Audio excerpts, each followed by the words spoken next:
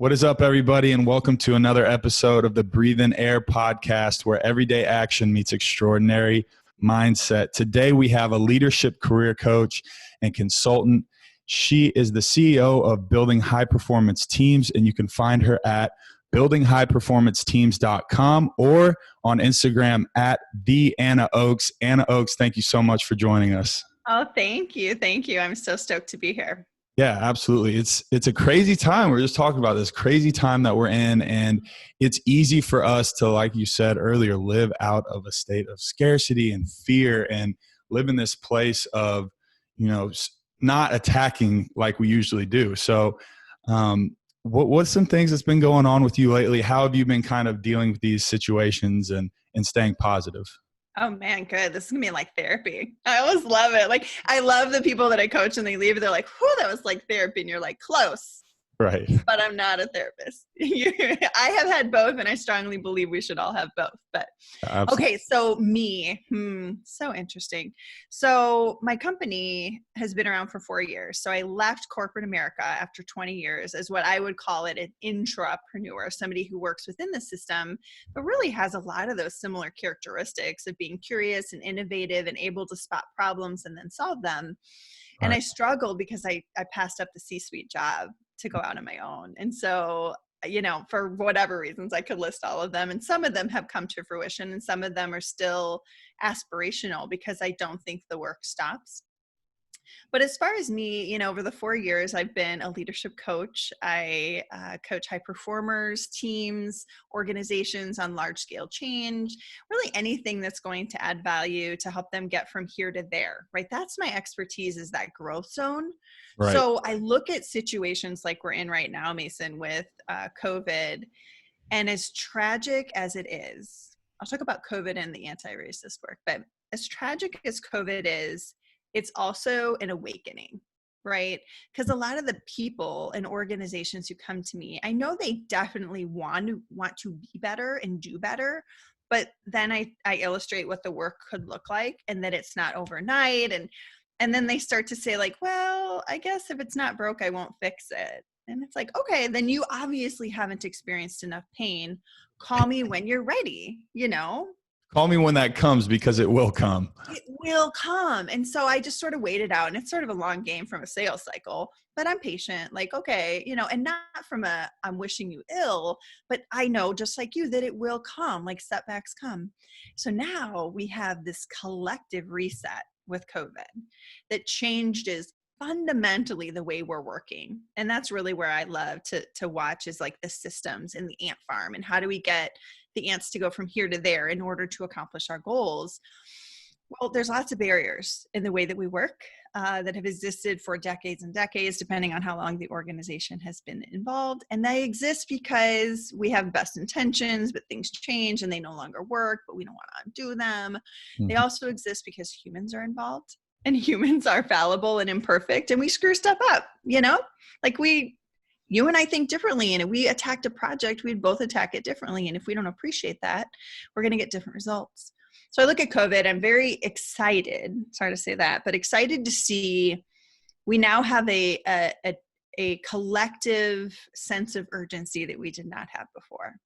Right. And it is kind of it's a perspective game when it comes to this, because obviously there's some businesses that have thrived in this situation. There's some that are struggling, and majority are struggling when it comes to these things, unless you have like a niche product like a mask or hand sanitizer, right? So it really is a perspective game when you look at it from, a macro kind of view, because this too shall pass. But this is an awakening for a lot of businesses and a lot of people, not only in how they run their business, but how they live their lives, right? Because you never know what can happen. We don't have control of these situations. So yeah. So for COVID, COVID was that first awakening, and that was global, right? And now we have, at least in the US, we have this push around the anti-racist work. right.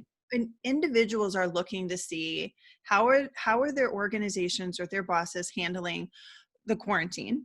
I mean, I just talked to somebody who's an executive at a large company in the United States, and she was saying even though her state has a law that says you're supposed to be wearing a mask, this corporate environment is not enforcing that. Mhm. And she doesn't feel comfortable. And guess what? Somebody came to work with COVID, not wearing a mask, even though she was.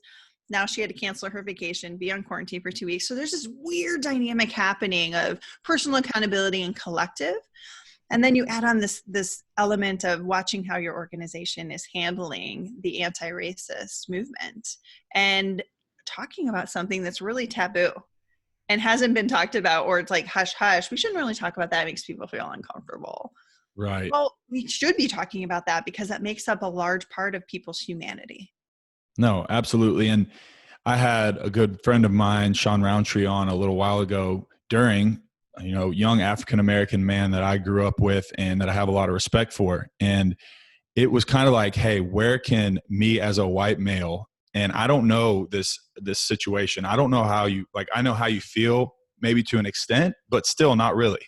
I No. can't necessarily put myself in your shoes. I can try to metaphorically, but I will never know what that's like. So really, I think it's a time for all of us to listen and to Mm. learn and, to put ourselves in the back seat and listen to what needs to be done to help change. Yeah. And that takes a lot of humanity, that listening and admitting that, so people ask me like, where am I at with it? I'm learning and unlearning every day. Mm-hmm. And you're talking to somebody who led diversity inclusion for corporations, and I'm learning and unlearning every day. I was a TA in college for African American history, and I'm learning and unlearning every day to be a really good ally and advocate Right. and sponsor of these individuals, to really move from ally to me to sponsor, which is I'm going to promote those people. I'm going to speak their name. I'm going to say what they do and talk about their work when they're not in the room. That needs to be done more often, because I think that's why I am where I am, but not everybody's been afforded that opportunity. Yeah, absolutely. And that's what we have to understand, is that everyone's situation and perspective is different. But I think this is something that we can collectively come together for. And I hope Yeah. out of everything awful and horrible that has happened, that we can use this to come together. And I think there has been a lot of peaceful protests, a lot of conversations that haven't been being had, like you said, that seem taboo, but that Mm-hmm. are being had. So same thing, just as perspective, we could look at a lot of things in a lot of different ways, but I think with leaders like yourself and other people really pushing for change in a positive direction in that movement has been great to see. So Yeah. let's go back a little bit, as far as you were in corporate America for 20 years. Yeah. So what were you doing and where were you at in corporate America? Yeah. So I worked for a large organization, State Farm Insurance, for the first 5 years of my career while I went to school. And then I worked as a director of customer care. I was really in what I would call maybe more of that service side of account management, service. How do we set up call centers, right? Just that was my area of expertise for really the first, I'd call it like 8 years. And then I got a role here in Milwaukee when I relocated in supply chain management. And because I was really opinionated and curious, the organization had these huge growth goals. Mm-hmm. And I didn't understand what our talent strategy was to accomplish those growth goals. Like, how were we going to build enough talent to actually get there? And did we need to go buy expertise? So that's just, I grew up like that in those other organizations. I didn't even know that was unique to ask those types of questions. I just started asking them. And long story short, they said, well, do you want to do that for us? So I ended up doing this talent acquisition strategy, which was my entry into HR, knowing nothing about HR. People still are like, oh, you're an HR expert. I'm not. I'm really not. I mean, even though I went on to lead HR and was actually a successor for a chief human capital officer, I never consider myself an expert in HR. What I love and where my sweet spot is around that growth, that strategy, and how do we use our people in a really humane and productive way in order to accomplish our goals. So that's been my whole corporate career, has been around that influence. And it really wasn't until I left Mason, which was a super hard decision, 2 years of self-inflicted torture of, are you really going to pass up the C-suite? Are you really going to pass up that much money? And then I was like, yeah, I think I am. I think I'm going to go out on my own, which was so scary, so scary. And still, sometimes I wake up like, what are you doing? Especially during COVID. But I did it and I made the leap. And it wasn't until I left that I looked back and saw that I was an intrapreneur, that I had sort of honed these skills of managing multiple projects, of what I call the yes and. Yes, I'm going to do this day job that you hired me for, but you can't keep me contained. There's no lane for me to stay in. Like, I'm going to make friends and influence throughout the organization and find out what everybody's working on and seek out things that I want to play in. I want to play in that sandbox. I want to learn how to do that. And I just did it. And it's so valuable to my entrepreneurial experience. And so now it's one area that I started coaching just this year was entrepreneurs, because I usually coach at that C-suite or founders of startup, the ultimate sort of top of the pyramid. But there's so much power at the middle of that career journey of how we can all own our time, talents, and our voices to maximize our impact. Wow. I love that, because I feel like there is a lot of people today that are entrepreneurs that have that gut feeling of, hey, I want to create, I want to, maybe create, whether it's a brand or an idea, something that just is inside them that yearns for that. And not saying that corporate America or anything along those lines isn't a valid place to go, but a lot of people have those wants and desires, but are scared to take the leap. And that's why I think it's so incredible what you did, from putting in 20 years and doing all that work, having that ability, and then saying, look, it's not about the money. It's not about this. It's about, it's about where I want to go. What's my passion? What is a calling? Like, where do I feel called? Mm-hmm. And that's to help people and help build teams. Yeah. And I think there's a good lesson in there, Mason, for, first of all, not everybody's meant to go out on their own and be an entrepreneur. Like, look at the stats, right? There's so many people that fail in the first year, and then there's a huge other wave at year 3, and then a big wave at year 4. Hi. So it's really tough, and organizations need really innovative top talent to stay. Now, the ecosystems are not always great to nurture that, but I always tell people, like, if you don't like the ecosystem, it's up to you to change it. Because the culture, if you want an innovative culture, if you want an empathetic culture, you want a culture of high performance, whatever you want, you can write that on the wall. You can talk about the values and the mission statement, but really the culture is the outcome of our daily habits and behaviors. So we have to start with each of us saying, how am I going to help accomplish that culture of X? How are you going to do it? How are we going to do it? And then that's how we get change. Because I've managed large scale change for organizations. And then I've managed changing my own behaviors. So large or small, it starts individually, and then we get this collective movement, which goes back to sort of why you and I are both so excited to see what happens next for the world, because now we have a collective sense of urgency and we actually might see some change. So I don't want people to be discouraged to think you have to go out to be happy, because I will actually probably go back to be an entrepreneur at some point. Yeah. I'm totally open to that. And then I'm totally open to go back to entrepreneur too. I think we just have to give ourselves permission to change our minds, and not even change our minds, just explore what works for that season in your life. Right. It's a weird concept of feeling like you're boxed into something. Like, there's a fear. I feel like there's a fear that surrounds taking that leap. Even a lot of people yearn for that leap. That there is a lot of, it's a big decision, as I'm sure you can attest to. And I say, don't be afraid, be ready. Be as ready as you possibly can. And the way you get ready is by shaking the trees, is by making it a yes and. Yes, I'm going to do your day job, and I'm going to look for every opportunity to unearth, pick up that stone, shake that tree, whatever metaphor you want to use, because I want to use this as a training ground for whatever my best next is. And I think your best next, Mason, could be even the role you're in.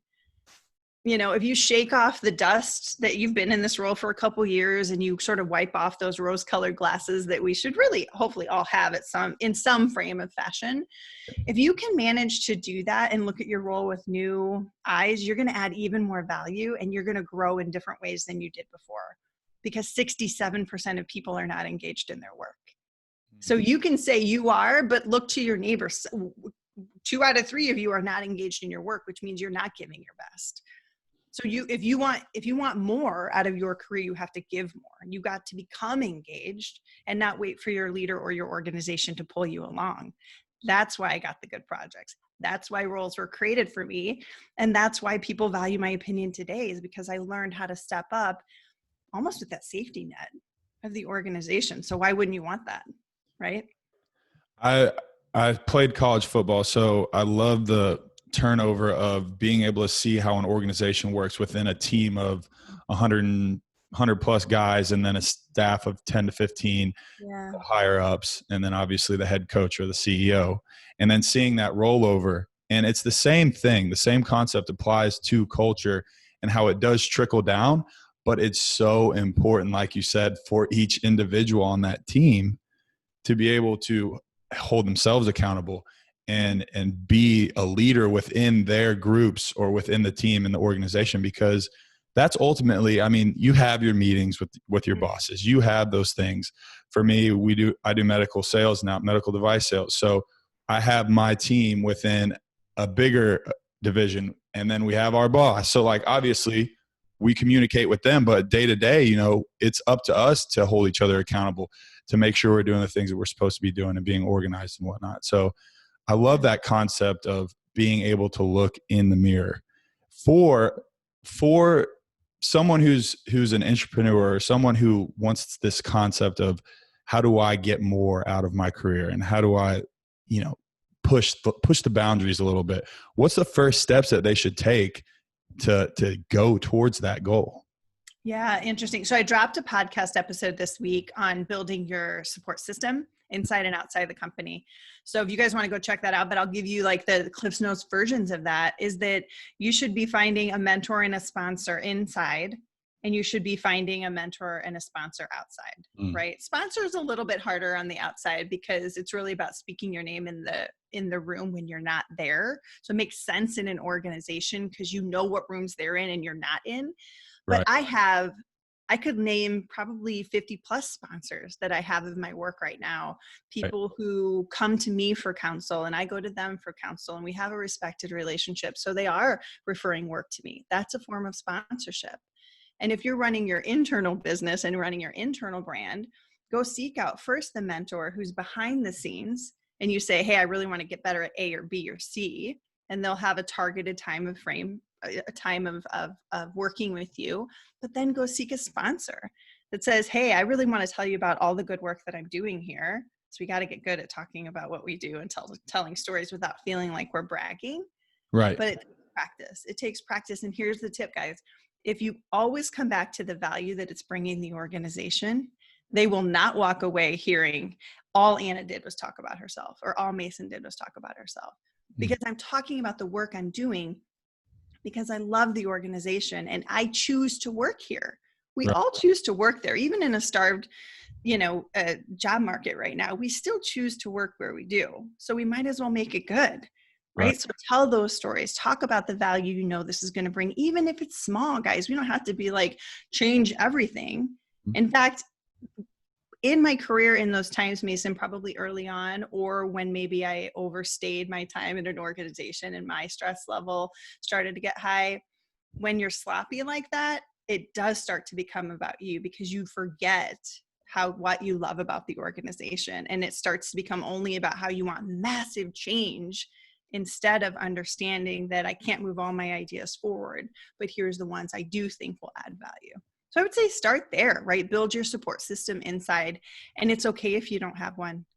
The best place to start is right where you're at. You don't have to go look for another job. Start anew, right? This COVID is a great excuse, right? I'd like 30 minutes on your calendar. I'd really love to hear about what you're working on and how you're handling COVID. Cool. Right. Simple as that. Yeah. First step, that action, that thought, but with the action behind it. Yeah. Now, the big thing for me when I even started this whole project was the concept of stop talking, start doing. Yes. All these ideas and all these things that I wanted to put in play, and how am I using my talents best to help other people? And it was just staying there. It wasn't doing anything. And that was the whole thought behind the project, was to continue to, use the talents that I feel like God has given me to help other people. And that, I feel like that's what makes me the happiest.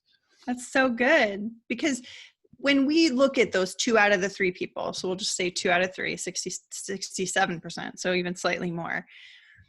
I've been in that 67%. You Yeah. have. Likelihood we all are there at some point in time. And I want to give one little asterisk to this conversation, Mason, that we're in an extreme time of stress. And even I operate from a place of scarcity and not abundance right now when I don't know what's going to happen with my twin 9-year-olds in the fall. And my husband's looking for a new job and I'm trying to stabilize my business. I get that.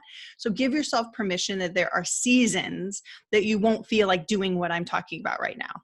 Totally okay. Guys, there have been many times in my career where I have not pushed the pedal to the metal and I've been in that 67%. Right. But we each have to fight like hell to get in to that 32% of people who are engaged, Right. because that's the sweet spot. That's the sweet spot of saying, I'm not giving 110% because I always say, look, you have 100% to give of you a day. And that's for your whole life, Mason, not for me as your employer. You have 100% of you to give to your whole life. You have to manage how much energy you're giving. But let's just say you're going to give us 60 to 70% of your energy given the time you spend at a full-time job. Why don't you want to make that the best 60 to 70% that you could possibly give? And I'm not talking about long hours. This is not about more. This is about smart, right? Working smart, working to add value, working for impact. So Right. good for you. That's so great. Absolutely. So how do we look at the difference of I'm working super hard, but maybe not getting as much results as I want versus sitting down and saying, okay, this is how I'm going to work smarter. Yeah. And how do we kind of read that blurred line between smarter and harder? Because I know oftentimes people are like, I'm putting 12 hours and I'm putting 13 hours and I'm losing sleep. I'm doing this and that. And I'm a big proponent for finding the balance to where you operate at optimal levels. So where do you think the best way is to find that balance? Yeah, I talk about doing an audit. It's got to be a time audit because there's 2 things that we all, they're like 2 Achilles heels. It's capacity and capability. Mm. And the first one is the one that we all get tripped up with because we tend to overcommit. And especially as a high performer who wants to say yes to everything or an impactful entrepreneur, you can at times overcommit. And there were times, guys, where I wasn't married or even before we had our twins that I was working long hours and had no complaints about it. Like I knew that that was like my time to get that experience, to learn how to project manage, to learn how IT pushes projects through, and to learn how the HR team does XYZ. I was like a kid in a candy store. You know what I mean? So if that's you right now and you don't have a lot of those other burdens or those other things, that sounds so horrible. I did not mean that. You don't have all those other things pulling on you. Great. But you still have to work smart. I'm not saying work 80-hour work weeks, do an audit. So whether you're a mom or not, or a dad or not, or you're an entrepreneur, everybody should be auditing their capacity. And I would say do it weekly in the sense of reviewing your calendar. Can you look back at what you did this week? And I calendar everything. So try to calendar everything to give yourself enough data, and then look back at how many of those meetings, conversations, scrolling, where did that get you? What arrow did that point to in terms of your top goals or the way you want to add value? And if they didn't do it, stop saying yes to that type of activity. And if it's a work-based activity that you're getting pulled into, because I think a lot of people have that issue, gather more data. Do it for a few weeks, and then have a conversation with your leader that just says, gosh, I'm in all these meetings about this project and I can't get anything done.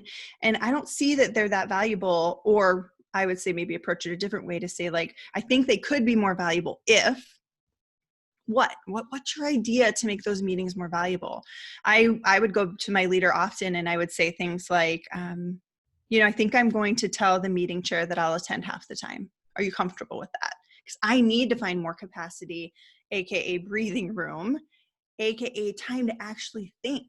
We don't give ourselves time to actually think. I mean, I talked to an executive in a major company yesterday, and he was saying, yep, I'm one of the ones you talk about who's on like 9 to 10 hours of Zoom calls every day right now. And I have to like have the floating head, and it's exhausting. It's exhausting. And so we can't expect that our leader is going to audit our capacity, or that the organization as a whole is going to say like, oh, we should really be. we have to push that ourselves. We have to push that ourselves. So start with your audit to create that capacity, because you will not build new capabilities if you have no capacity. So that capacity and that capability of that growth is where you learn of the capabilities, but you will not do that if you don't have the capacity. Right. And I think you're spot on. I love the saying, peace begins with pause. Oftentimes we are in a world, especially with social media and this and this and that, it's go, go, go, go, go, go, go. And I even find myself like, I don't want to miss out on this opportunity. I don't want to miss this. I don't want to miss that. So I'm constantly stretching myself, where sometimes it's better to say no. A lot of times it's better to say no. I think too, Mason, I'll add on that even if we can't pull back on everything that we're involved in, we can pause, to your point, to understand and I guess draw from that experience better. Because what happens with high performers is we're going to get ourselves involved with everything. So we're going, going, going, going, going. All right, so maybe we don't have any capacity, but we're also not building capabilities if we don't pause to understand, what did I do really well? What could I have done better or differently? What did I learn from other people? It's about the integration of that experience. Even if it wasn't the best, I bet if you pause to integrate your learnings, you will actually come away with 30, 40% more learning and growth from that than if you just like wiped it and said, I'm done. Right.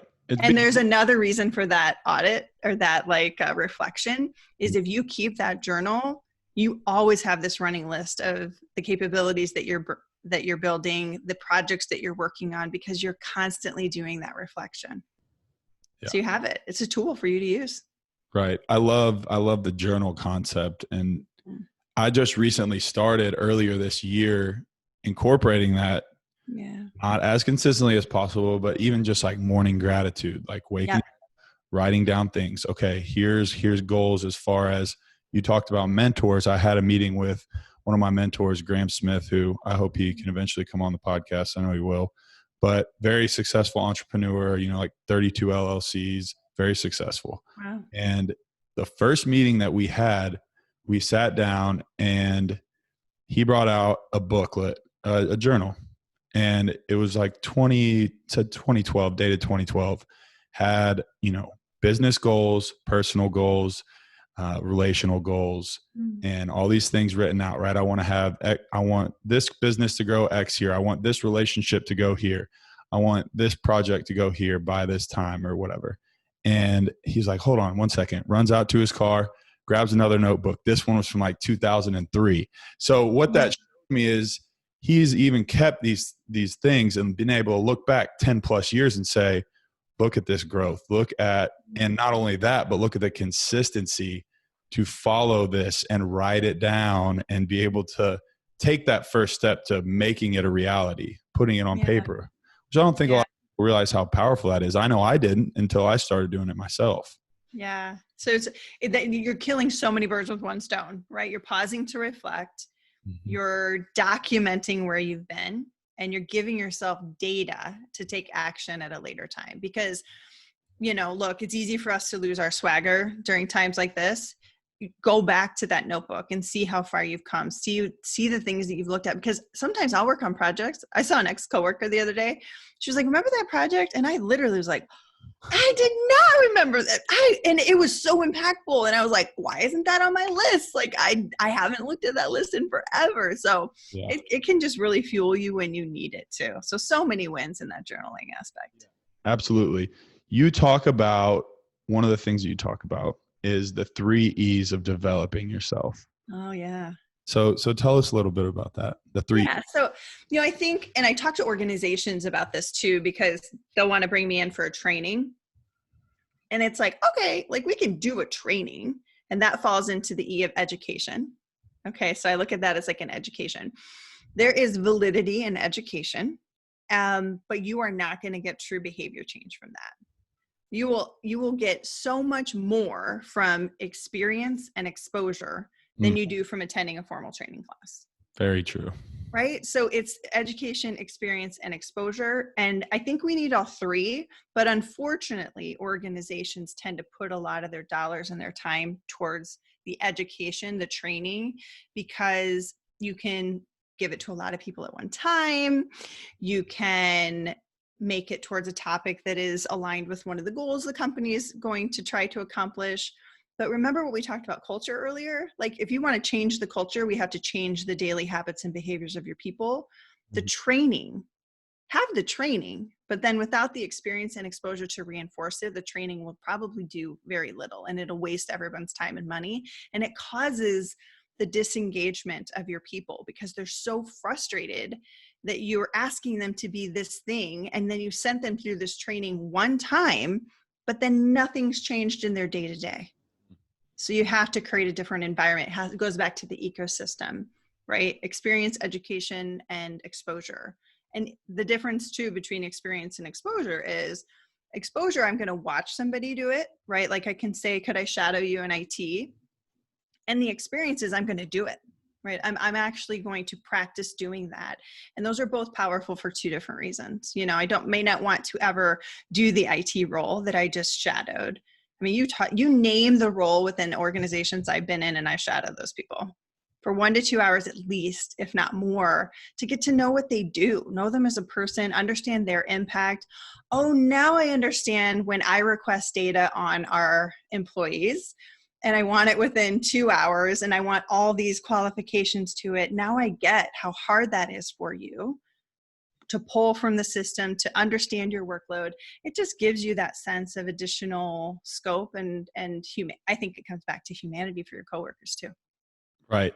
The concept of humanity for your coworkers, you talk about that a lot. What exactly do you mean by humanity for coworkers within an organization? Yeah. I mean, my main goal when I think about, you know, that question of like on your deathbed, what do you really want to be? I mean, first of all, I want to be an amazing partner and an impactful mama. Like I really hold that responsibility very, very close. So that's a given. But if you ask me, like, how did I use my time, talents, and voice? I want to help restore the humanity into our work and our workplaces, for all the reasons I just illustrated, because humans are involved and it gets messy, and it's really, really hard for an individual to change habits. It's really, really hard for an organization too. And I think we forget that. And so I talk about humanity from both levels, top down, bottom up. Bottom up, I want employees to remember that they're asking humans to lead them and instruct them and guide them and carve a career for them. It doesn't work that way. Expecting your boss or your company to fully cater to Mason or to Anna is expecting, it's like expecting your life partner to completely fulfill you. That's not their job. Right. That's not their job. So we have to find the fulfillment for ourselves. So I want them to understand they're asking humans to do this for them. I want them to reclaim that ownership. And then I want them to have some kindness that their leaders have capacity and capability issues too. Right. So that's the looking up that I realize why asking them to own my career and formulate some path for me is naive and way too risky, because even when they do it, I don't think that's for you, that's for the organization. Right. So it comes back to ownership. And then I think from top down humanity, Mason, is keeping in mind always that what we're talking about is how do we leverage this group of people, whether it's 4 or 4,000 or 40,000, that have chosen to work with us and committed their majority of their day to day to our goals. How do we acknowledge that and understand that when we're setting our goals and expectations for them? And how do we take a bigger responsibility in the ecosystem? So it sounds like a contradiction where I'm saying employees shouldn't expect the organization to do it, and then I'm saying the organization should do it. But I actually think that's the mindset that we all need to have to get that sandwiching of employees rise up and grab yourself, your individual time, talents, and voice. And then the organization says, thank you for taking that initiative to move from that 67 to the 32, right, to that high performance. And I see you, and I'm going to try my hardest to create an ecosystem, an environment that you can thrive in. Yeah, absolutely.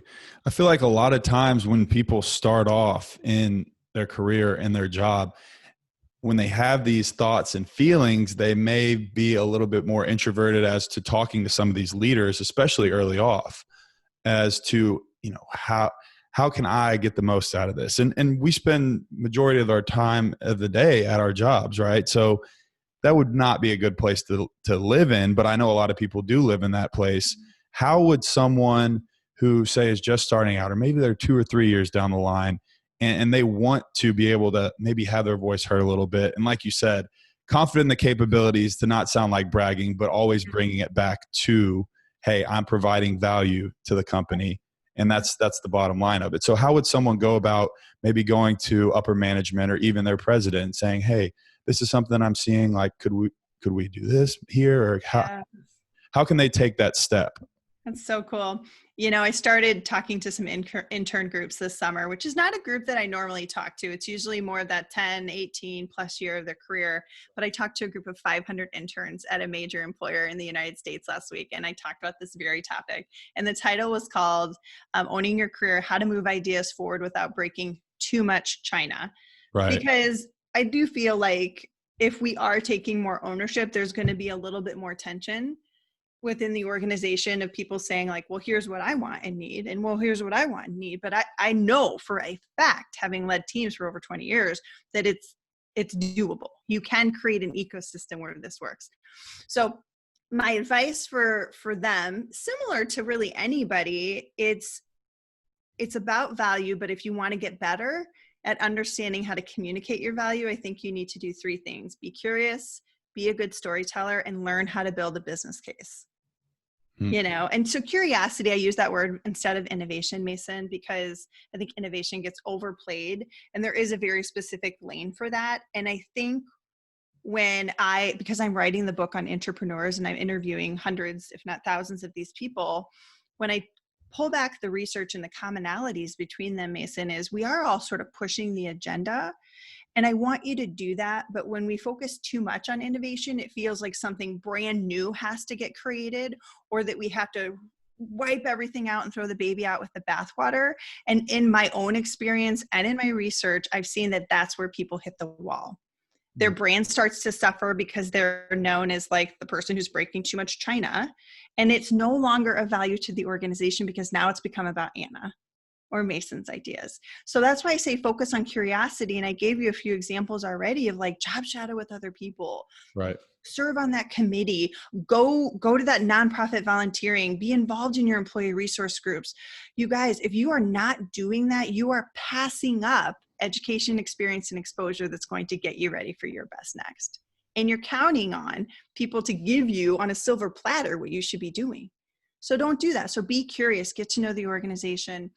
If you see a problem, even if it's not in your lane, ask about it. Like, hey, I was seeing this over here, and maybe I don't have all the data, but it feels like we could be doing something better over here, right? When I ran HR, I saw a major problem in our efficiency and effectiveness, even though the company I was running, or the HR team I was running, the organization was rolling in cash. So they didn't think they had a problem, but I was like, we actually could do better. Well, with my side gig internally while I was still running HR was to build the strategic change office. And over 3 years, we saved millions of dollars in hard costs, $35,000 or 35,000 hours in inefficiencies. Wow. To create capacity for capabilities. You see, so if I had shied away and said, well, that's not the head of HR's job to talk about that, then it would, I'm not saying it would have never gotten done, but it wouldn't have gotten done when it did. So you got to give yourself that permission, right? To be curious. And then as far as storytelling, it's one of the top 10 soft skills needed right now, or even hard skills, I guess you could call it, in organizations. I think Udemy did a study of what people were looking for. And the reason I talk about storytelling is that if you want to get good about talking about the value you could bring to the organization without being a braggart, you have to get good at telling stories. Like talking about the problem in a non-gossipy way, being curious and gathering data from other people, and then saying like, I've talked to these following people and they're also seeing the similar pain points, and then telling the story about and asking questions. How could we fix this together? I'm not saying that we individually have to come up with all the answers, Mason. We have to get good at storytelling about the problem and our potential input into the problem, but then we help the organization solve it. Right. That's storytelling. And then the last one is business cases. I was talking to the head of innovation about a month ago, and for a large corporation, and they have made a lot of movement, Mason, to have a culture of innovation. But even they were saying that still the number one skill gap, even in the departments or teams that are like the standalones, like a mini startup designed to be innovative inside the organization, they still struggle with building their business case. Like, how do I actually move ideas forward? So my best advice there is start asking people who've managed to get ideas move forward. Go to the people who've had a project accepted or an idea and say, like, can you tell me about, like, what was the problem that you had? Like, why did you even do this? What were all of your ideas? Because the likelihood is that the final idea wasn't their first idea, right? Let them tell you the story, and you're going to learn so much from that. And then now you have the data of how they moved it forward. And then you say, like, do you mind if I look at your pitch deck or the one pager or however your organization does it? You may not know. So ask to see, what was the deck that they presented to the executive committee? What did the memo look like to even get on their calendar? Ask to see sort of those artifacts in the situation, and that's how you're going to learn. Because I will tell you, I could tell you how to get ideas move forward at X company, but it might be different than Y. So you got to know where you're at. Right. And that's the thing. There's so many different structures within it. And that's something internally that you feel out as you're in that environment. But we talked about providing value and how to create opportunities and experience, because there's no substitute for experience. But you talk about this as far as serving. And I love the idea that, and this goes back to even why I started the whole podcast in the first, is to be able to provide value for someone without expecting anything in return. And then eventually when you do that and you build these lasting relationships, the return comes. And like you said, it's sales strategy or however you want to put it. It may not be a short-term game, but you have to know that each day you're taking a step towards your goal by providing value. So how do we provide value in our jobs, whether that's a day-to-day basis, with our daily tasks, or provide value with our teams? Yeah. Well, value is an interesting thing. It's up for interpretation, right? So first of all, I say you have to start with your role. It's always the yes end. If you want to work on other projects, you better kill it at the day job, at the job they hired you for. Or, only once did it happen for me in that role that I was telling you that I ended up in HR. I was only in the other supply chain role for a few months, and then they're like, whoop. It doesn't usually happen that way. It usually takes years for you to get a role created for you or for them to entertain that other role. Give it some time. But as you're looking for that, knowing that it's probably not going to happen, come back to the value of saying, you are paying me to work here. And it's a win-win for me because it's a training ground to get experience for whatever my best next is. And so I think it's like it's one of those win-wins where if I'm giving and saying like, yes, and I'm going to do this day job and look around for other opportunities to impact, the value goes up for them. And now I'm growing. So it's such a win-win to say that. So, people think, I was raised by hippies and I love humanity. So they're like, oh, Anna's all about the people. I am. But if you talk to me long enough, you would see that I spend most of my time talking about the business strategy. Like, what is the direction we're going? I just know that people are the only way we're going to get there. Otherwise I would only talk about over here and still love people on the side. Like, no, it's a business imperative to pull those people forward. So when you think about value, it can be done in so many unique ways, but you have to have a good relationship with your leader.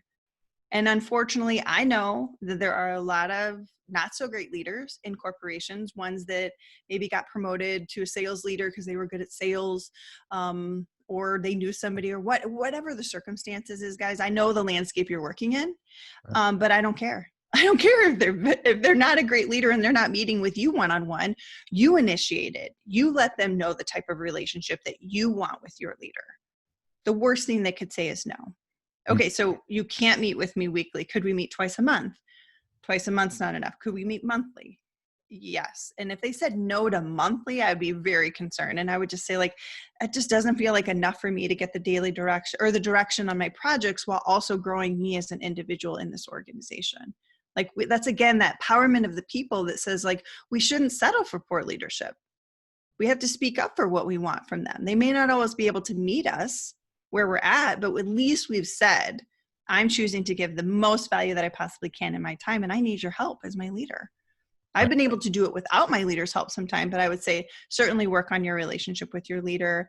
As the team, be a great collaborator. You know, this goes back to one of my biggest tips for the interns last week. As I said, there's some nice to haves, but one of the must haves is you have to be kind. Because I could give you numerous examples, Mason, in my career where, you know, good day, bad day, like I'm a very strategic thinker, and on a good day that's seen as like valuable and they seek my opinion. And on my bad days, when maybe I'm tired or hangry or stressed out, that comes across as like bossy and my way is the only way, right? So we all have these things. Well, there are many times in my career where I operated too long in the zone. Like I said, maybe I was too stressed out. There was something personally going on, whatever season I was in, but my work probably came across to other people as unkind. And I think if I would have, not being a selfish person at all, but being human and imperfect, now I'm much more thoughtful in saying, like, how does this feel to those other people? This is not the Anna show. As many ideas as I have as an entrepreneur, it's still not the Anna show, even though my name's on the company. I have to think about the 4 people that work with me. So it isn't about you. It's got to be about the collective we. And that's how you're going to add value, both as an individual and as a collective. Then we're actually going to be able to move the needle on how our company is handling remote working, or how our company is handling being more inclusive for all people within the organization, because we make it so. We make it so with our habits and our behavior. Right. I think it's a tightrope as to how we walk the line of, yes, we need to focus on ourselves and our personal growth and these things and the accomplishments that we're doing within our community. But at the same time, we don't want to look so far inward that we're not projecting out to our teammates and to relationships outside of work. I mean, I think it goes across the board for all relationships in general, as far as, you know, balancing that. Hey, I need to focus on me. I need to be able to be ambitious and do these things. But at the same time, I need to make sure that I'm projecting that kindness and projecting my light and my truth, whatever that is, to other people, and letting them know that, hey, yes, I'm a go-getter and I want to go get this, but I care about you and I want to take the time out to listen and to hear your opinion. And I think that goes back to what we were talking about at the beginning as well, you know, with the times that we're faced with today. Because I can tell you, Mason, there were probably 2 years in my entire 24 plus year career where I didn't have to have it be a yes and. It was the Anna show. It was when I was my first 2 years out where I didn't have a team. And it was really just, what do I want to do today and how do I want to do it? And there's some benefits to that, but I'm lacking the team environment. I'm lacking that input. I'm lacking the accountability. I'm lacking the focus that some of my team members can bring us. So that was the only time that it wasn't a yes and, it was just the yes. Otherwise, guys, we always have to put ourselves in the end position. The team has to be nurtured and cared for. That's the yes part. The end part is us. And that part's up to us. Right. You said you were raised by hippies. So my parents always laugh at that because, you know, I think people picture them, and they were definitely, I can show you some pictures of my dad with his bandana and his big hair and his leather fringe protest vest, which I still have, by the way, and still wear in some of my protests. But, you know, what I really mean by that, as much as I could reflect on, you know, pot smoking and other activities that might align to hippies, it's more about how I believe the biggest contribution that my family made to me, which is that it isn't just about me. It's about the end. You know, that it wasn't ever about how our yard or my dad's business at the time. It was always about our community. You know, and that was our church community when I grew up. That was also the city that we lived in, where my dad was a pro bono attorney and helped them, you know, rezone and do the things they needed to do to be an effective city. So that's sort of my tip of the cap to say, like, I really appreciate that humanity side of the way that I was raised. And I definitely know that it's had an impact on me individually. And it's now leads where I go as a career. Right. Absolutely. It sounds like that almost has drug over to what your purpose is now, as far as even taking that step and saying, hey, it's time to go out on my own and help impact businesses and teams. Yeah. And that sounds like it was a big part of your upbringing. It really was. And so when I joke about that, it's a little bit also that people understand that I'm a little bit of a unique bird, that when you work with me, it's like, I'm going to come at things a little bit differently, and I'm going to talk about humanity, but I'm going to always talk about it in the way that helps us achieve our goals and helps us with high performance. Right. And I love that, because at the end of the day, that's what it's about. I mean, we are one human race. We are here for a short time. And I feel like a lot of times we get caught up in that, like we were talking about earlier, the go, go, go. And we don't take time to cherish that humanity aspect of life day to day. Yeah. So I think, I would say to people and myself, this message goes to me as much as it does for anyone else, as we come out of COVID into whatever our new normal is. We need to do that with really the grace for other people and the grace for ourselves, because we're going to mess up. We formed back to the habits that form the culture in our organization, same ones in the communities that we live in. We have formed a lot of scrappy habits over the past 4+ months of COVID-19 that we're going to have to redo into sustainable habits. So we've got to know that we are going to stumble more. It's not going to be like, whoop, we're great, we recovered. No. We fell flat on our face.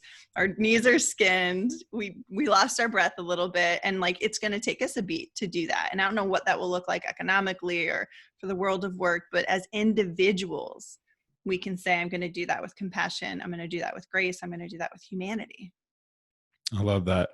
For those of you listening, we have Anna Oakes on right now. You can find her on Instagram at the Anna Oakes, or you can check her out online at buildinghighperformanceteams.com.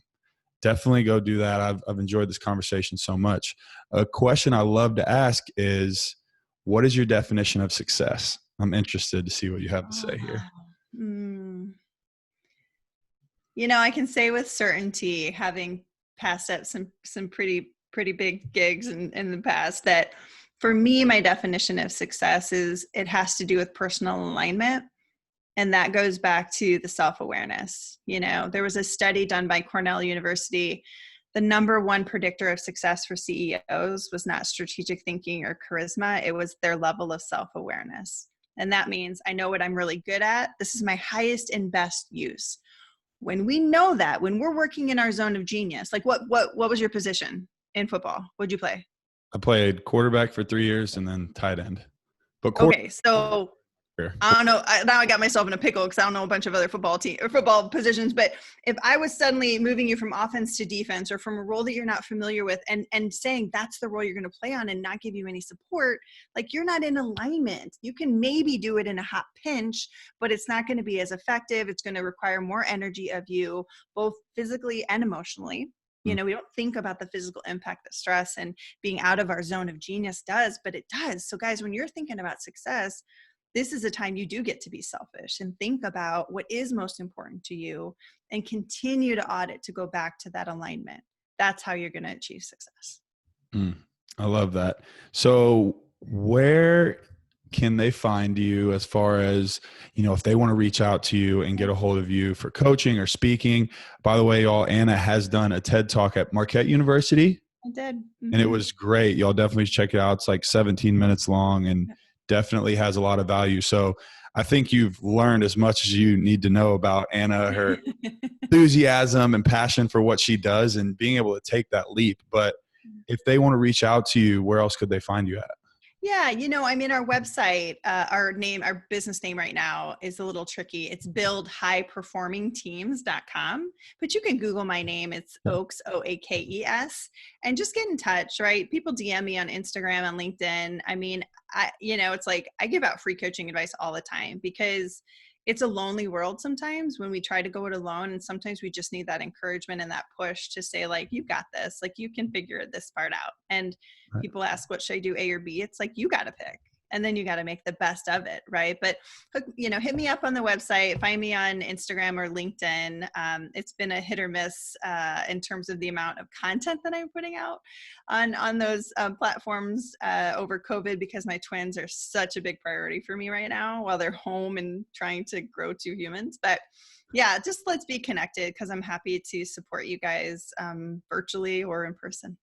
Yeah, and Anna is a great resource for this. Obviously, she is very well-rounded in what she does and is very passionate about it, and that is what I love. And you can see the passion, you can feel passion whenever people are talking about something that they do. And obviously for you, I think it's even more evident when you take a step away from a C-suite level to go follow something that you feel like your heart is pulling you to, which is a tough thing to do, but it's very courageous and brave. And I stand with you, and I hope that we can continue this relationship as the years go on. So, oh, for sure, Mason, I would love it. I'm honored to be on. I'm sending you and all the listeners peace and progress. That's always my favorite way to part.